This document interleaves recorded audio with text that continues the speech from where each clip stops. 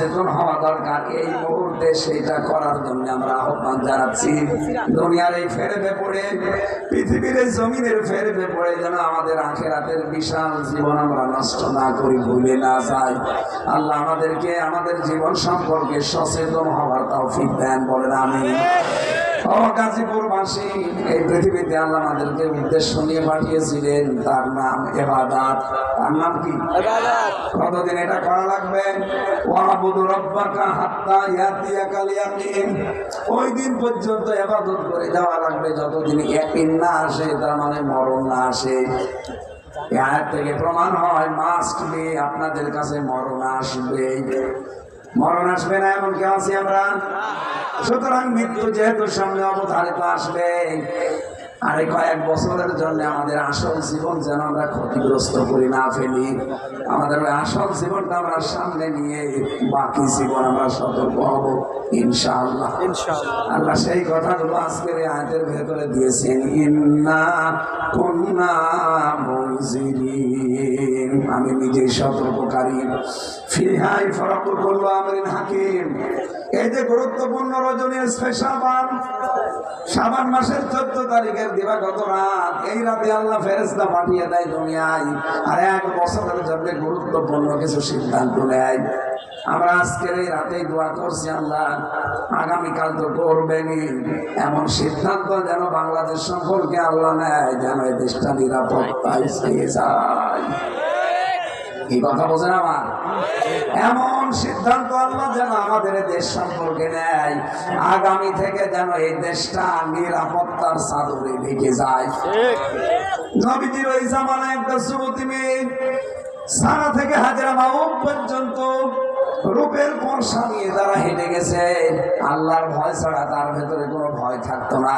আমরা বাংলাদেশকেও ঠিক মেয়েদের জন্য ওই রকম বানাতে চাই, জনগণের জন্য আমরা ঠিক ওই রকম বানাতে চাই, যেখানে দুর্নীতি থাকবে না, যেখানে মানুষকে কষ্ট দেওয়া থাকবে না, যে দেশে আয়না ঘর থাকবে না, মিথ্যা মামলা যে দেশে থাকবে না, মিথ্যা সাক্ষী দিয়ে একটা মানুষের জীবন আপনি নষ্ট করে দেন। আপনি জানেন মিথ্যা সাক্ষী দেওয়া এটা কত বড় অপরাধ আল্লাহর কাছে। এ পৃথিবীতে যারা মিথ্যা সাক্ষী দিয়েছেন আপনার জন্য আল্লাহ জান্নাত হারাম করে দিয়েছে। এই 15.5 বছরে কত মিথ্যা মামলা, কত মিথ্যা সাক্ষী। আমি নিজে তো ভিকটিম দেখেছি। আমার বিরুদ্ধে যে 4টা সাক্ষী ওরা হাজির করেছিল, বলেন তো আমার নামে মামলা দিয়েছে আনসার আল বাংলা টিমের, আমি নাকি সারা দেশের প্রধান, অথচ ওটা কি আমি জানি না। যাদেরকে সাক্ষী হিসাবে নিয়ে এসেছে কুষ্টিয়া থেকে, জীবনে ওদের কোনোদিন নাম শুনিনি, দেখা টুকুরের কথা। পরবর্তীতে এই যে আগস্টের 5 তারিখের পরে মামলাটা পুরা ঢিসমিস হয়ে গেছে, ওই সাক্ষীদেরকে আমি নিজে যে বললাম, কি ভাই আপনার সাথে আমার কোনো শত্রুতা আছে? বলছে না, প্রশাসন আমাদেরকে ভয় দেখিয়ে টাকা দিয়েছিল, এই কথা না বললে আমাদের ক্ষতি হবে।